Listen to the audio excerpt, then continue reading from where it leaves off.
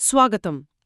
ఈరోజు మనం బౌద్ధ సంప్రదాయంలోంచి ఒక చాలా ఆసక్తికరమైన కథను చూడబోతున్నాం. కొంచెం భయం కూడా వేస్తుంది వింటే. అవును. మన దగ్గర దీనికి సంబంధించి కొన్ని ఆధారాలున్నాయి. అంటే ఒక ధర్మ ప్రవచన రికార్డింగ్, దాని లిఖిత ప్రతి కూడా. వీటిలో ఒక ప్రేతం గురించి, అంటే ఒక ఆత్మ, దెయ్యమనుకోవచ్చు, దాని గురించి, ఇంకా ముఖ్యంగా మన దగ్గరున్న నైపుణ్యాల్ని సరిగా వాడకపోతే ఎంత తీవ్రమైన పరిణామాలు వస్తాయో వివరిస్తున్నాయి. నిజమే. నైపుణ్యం దుర్వినియోగం. అవును. ఈ కథలో కొన్ని ముఖ్యమైన విషయాలున్నాయి. ఒక కుంటి వ్యక్తి, అతనికి రాళ్లు విసరడంలో అద్భుతమైన టాలెంట్ ఉంది. తర్వాత ఒక రాజు, ఆయనకా టాలెంట్ బాగా నచ్చుతుంది. ఆ తర్వాత అదే టాలెంట్ని చాలా చాలా విషాదకరంగా వాడటం, దానివల్ల చివరికి ఒక ప్రేతంగా మారి ఎప్పుడూ అంటే నిరంతరం 60,000 సుత్తులతో తలపై దెబ్బలు తినే శిక్ష అనుభవిస్తున్నాడు. 60,000 సుత్తులా? అమ్మో! కదా. సో ఈ కథ ద్వారా మనం జ్ఞానానికి వివేకానికి తేడా ఏంటి, మనకున్న స్కిల్స్ని బాధ్యతగా వాడటం ఎంత అవసరం, ఇవన్నీ అర్థం చేసుకోవడానికి ప్రయత్నిద్దాం. సరే, దీన్ని కొంచెం లోతుగా చూద్దామా? తప్పకుండా. ఈ కథ మొదలయ్యేనెప్పుడంటే బుద్ధుడు వేణువన ఆరామంలో ఉన్నప్పుడు. ఆయన ప్రధాన శిష్యుల్లో ఒకరైన మహామొగ్గల్లాన థేరుడు. ఈయనకు అతీంద్రియ శక్తులు అంటే అభిజ్ఞలు ఎక్కువ. అవును, ఆయనకు ఆ శక్తును చాలా ఎక్కువ. ఆయన ఒకరోజు గిజిగాడుకొండ అంటే గృధ్రకూట పర్వతం పైనుంచి కిందకొస్తున్నారు. అప్పుడొక వింతైన భయంకరమైన దృశ్యం చూశారన్మాట. అదే ఈ సత్తికూట ప్రేతం. సత్తికూట? అవును. సత్తికూట అంటేనే 60,000 సుత్తులతో కొట్టబడేవాడు అని అర్థం. ఊహించండి, ఆ ప్రేతం ఎంత పెద్దగా ఉందంటే దాదాపు 3 యోజనాల ఎత్తు. 3 యోజనాల అంటే సుమారు 45-48 కిలోమీటర్ల? అంతే, దాదాపు అంతే. అంత ఎత్తు. దానికి తోడు కంటిన్యూయస్గా ఒక్క క్షణం గ్యాప్ లేకుండా దాని తలపై 60,000 పెద్ద పెద్ద ఇనుప సుత్తులొచ్చి పడుతూనే ఉన్నాయట.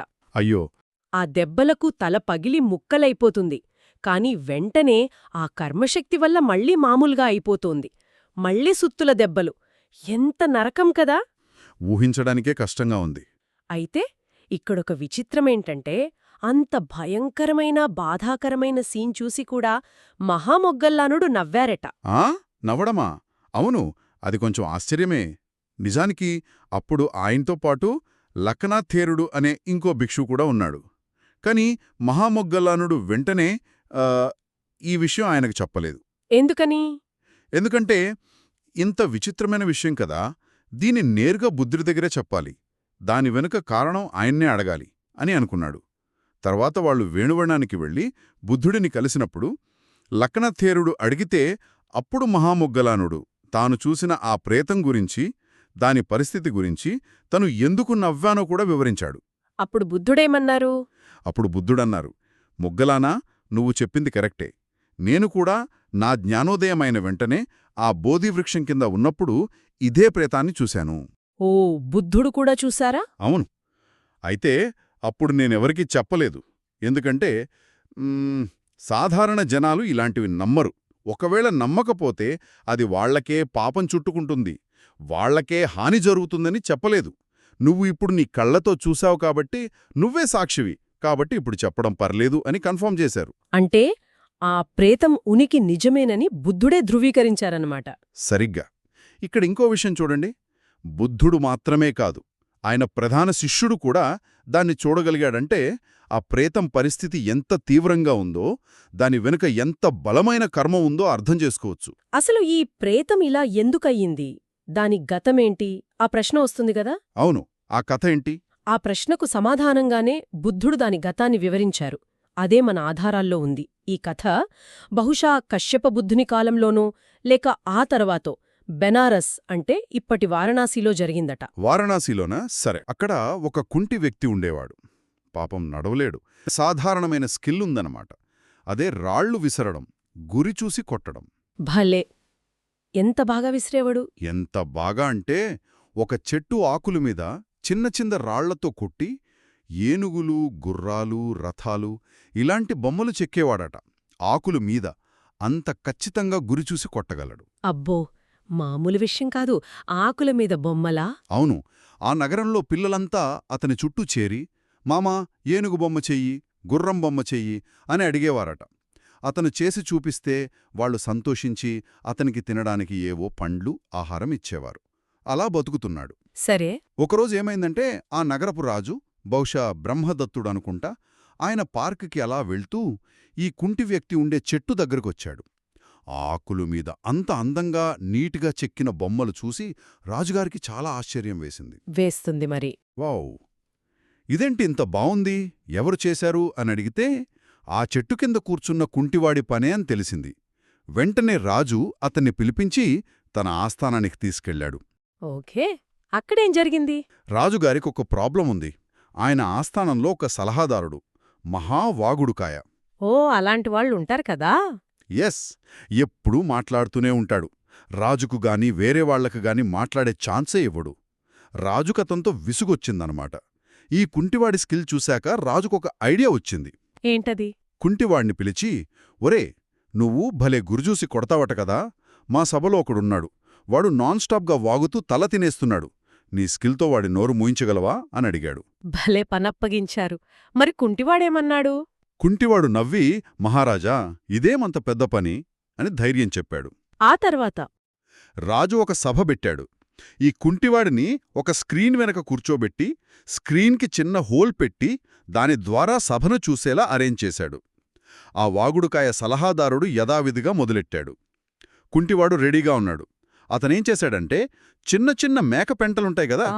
మేకపెంటలా? అవును, మేకపెంటల్ని తన స్లింగ్లో పెట్టి ఆ సలహాదారుడు నోరు తెరిచిన ప్రతిసారీ కరెక్ట్గా గురిచూసి అతని నోట్లోకి విసిరాడు. అయ్యే బాబోయ్! అవి మరీ చిన్నగా ఉండటంతో ఆ సలహాదారుడు మాట్లాడే ఫ్లోలో వాటిని గమనించకుండా మింగేస్తున్నాడు. అలా సుమారు ఒక తూముడు, అంటే 1 లీటర్ అనుకోండి, అంత సైజు మేకపెంటలు మింగేశాడట. Oh my god! చివరికి రాజుగారు ఆపి, ఒరే సలహాదారుడా, ఎంతసేపురా మాట్లాడతావు? ఇప్పటికే 1 తూముడు మేకపెంటలు మింగావు, ఇంకా ఆపవా అని గట్టిగా అరిచేసరికి వాడికి విషయం అర్థమైంది. సభలో అందరి ముందు ఇన్సల్ట్ అయిపోయి సిగ్గుతో తలదించుకుని అప్పట్నుంచి వాగుడు తగ్గించేశాడు. అమ్మయ్యా, రాజుగారికి పెద్ద సమస్య తీరిపోయింది. అవును, రాజుగారు ఫుల్ హ్యాపీ. కుంటివాడి టాలెంట్ని మెచ్చుకొని అతనికి పెద్ద గిఫ్ట్లుచ్చారు. మన సోర్సెస్లో అష్టవిధ బహుమానాలు అనుంది. అంటే బహుశా 8 ఏనుగులు, 8 గుర్రాలు, 8 రథాలు, 8 మంది దాసీలు, 8000 గోల్డ్ కాయిన్స్, 8 గ్రామాలు, ఇలా ఏదో పెద్ద మొత్తంలో ఇచ్చుంటారు. వాటితో పాటు నగరానికి 4 వైపులా 4 పెద్ద గ్రామాలను కూడా జాగిరిగా ఇచ్చేశాడు. వావ్! ఒక్క దెబ్బతో కుంటివాడు పెద్ద సంపన్నుడైపోయాడన్మాట. ఎగ్జాక్ట్లీ. గౌరవం, మర్యాద, సంపద అన్నీ వచ్చాయి.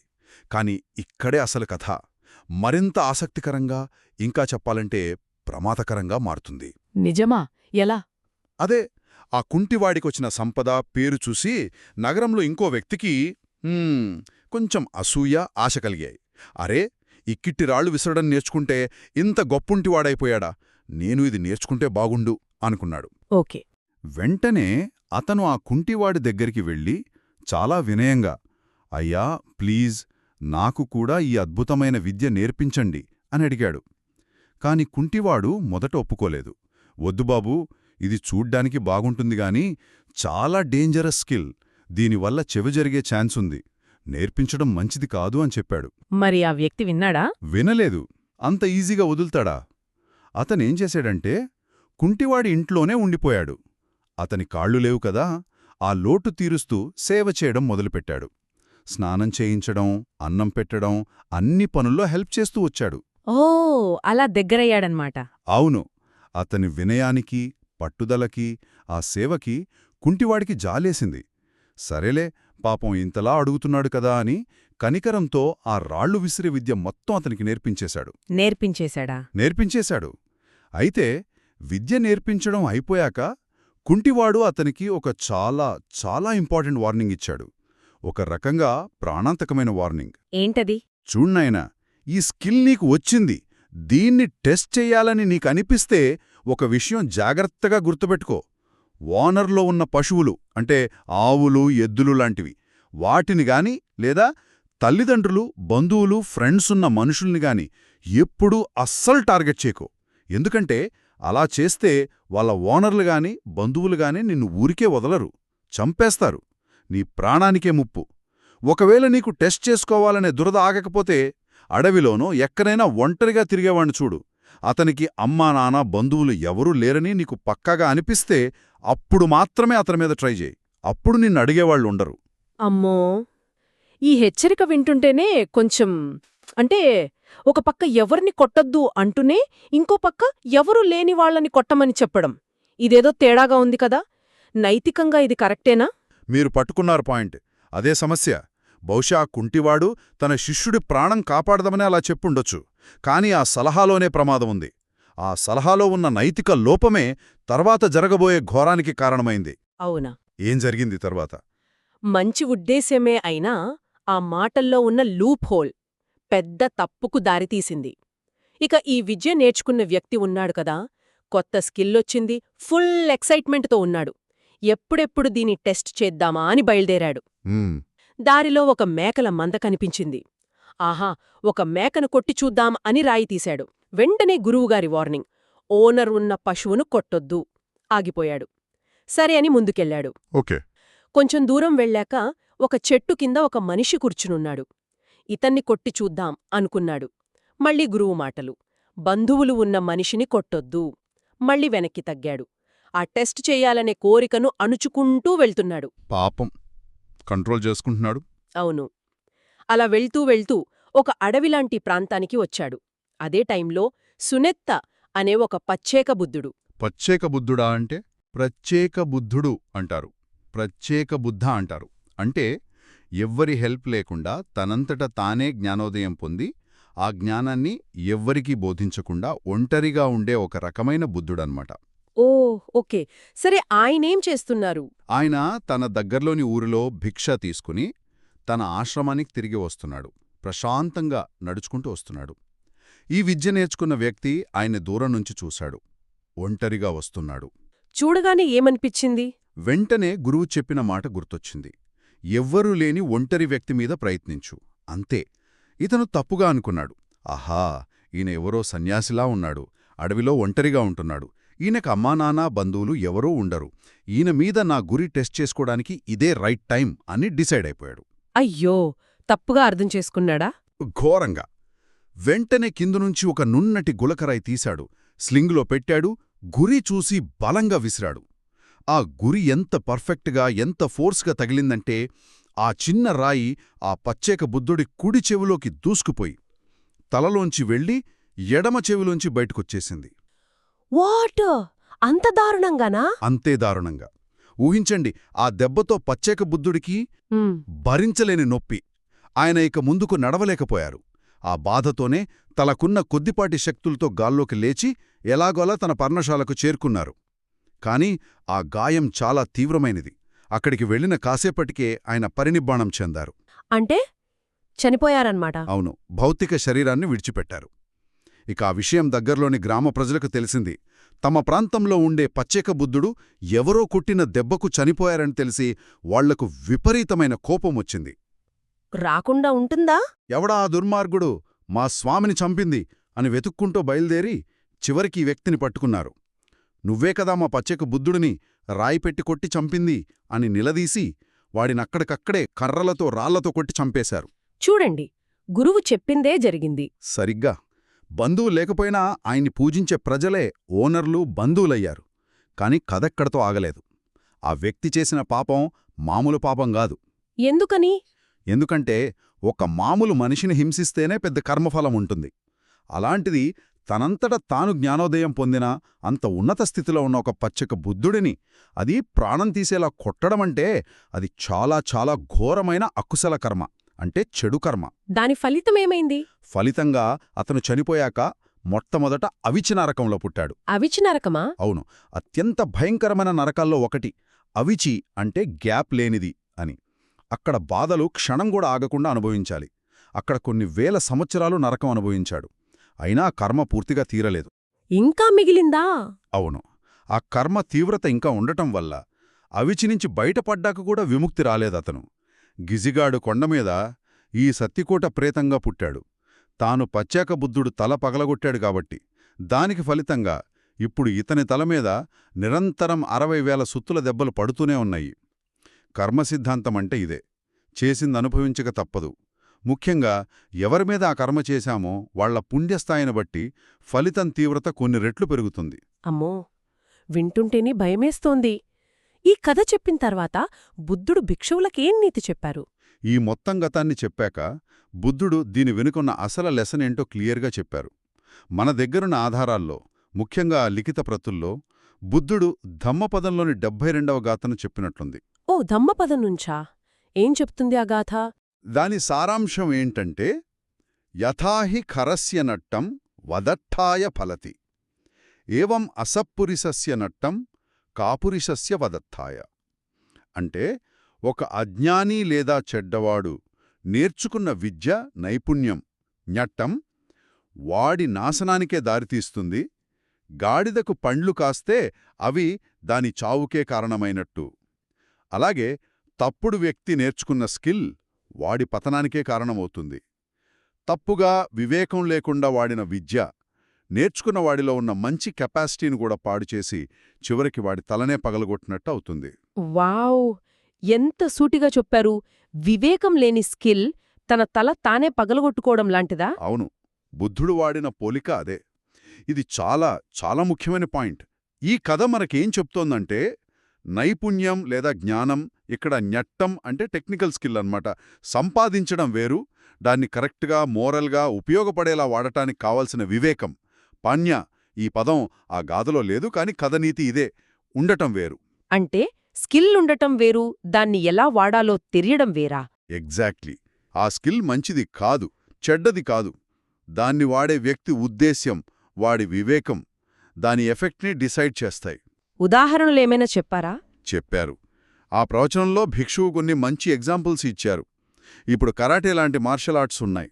అది సెల్ఫ్ డిఫెన్స్కి వాడొచ్చు, లేదా వేరే వాళ్ళని కొట్టడానికి వాడొచ్చు. నిజమే.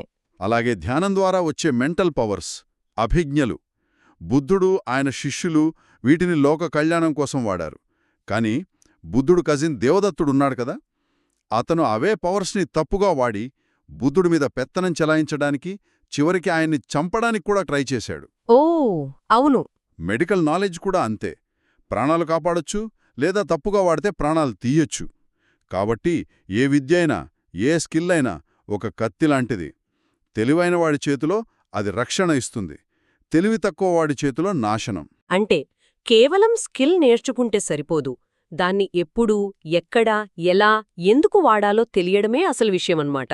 వివేకం లేని నైపుణ్యం ప్రమాదకరం. ఖచ్చితంగా. అందుకే బుద్ధుడెప్పుడూ ధర్మాన్ని వినడం, తెలుసుకోవడం మాత్రమే కాదు, దాన్ని సరిగ్గా అర్థం చేసుకుని ఆచరించడం ముఖ్యమని పదే పదే చెప్పారు. ఆ సోర్స్లో ఇంకో పోలిక కూడా ఉంది. ఏంటది? ధర్మాన్ని తప్పుగా అర్థం చేసుకోవడం లేదా తప్పుగా వాడటం విషపు పాముని తప్పుగా పట్టుకోవడం లాంటిదట. పామునా? అవును, పాముని తలవైపు పట్టుకోవాలి, అలా కాకుండా తోకవైపు పట్టుకుంటే అది తిరిగి మనల్నే కాటేస్తుంది కదా. అలాగే ధర్మాన్ని మన అహంకారం పెంచుకోడానికో, వేరే వాళ్ళని తక్కువ చేయడానికో, స్వార్థానికో వాడితే అది చివరికి మనకే హాని చేస్తుంది, మన పతనానికే దారితీస్తుంది. దీన్ని కొంచెం పెద్ద పిక్చర్లో చూస్తే నాలెడ్జ్ అనేది పవర్ఫుల్ టూల్, కాని దాన్ని నడిపించేది వివేకం, మొరాలిటీ.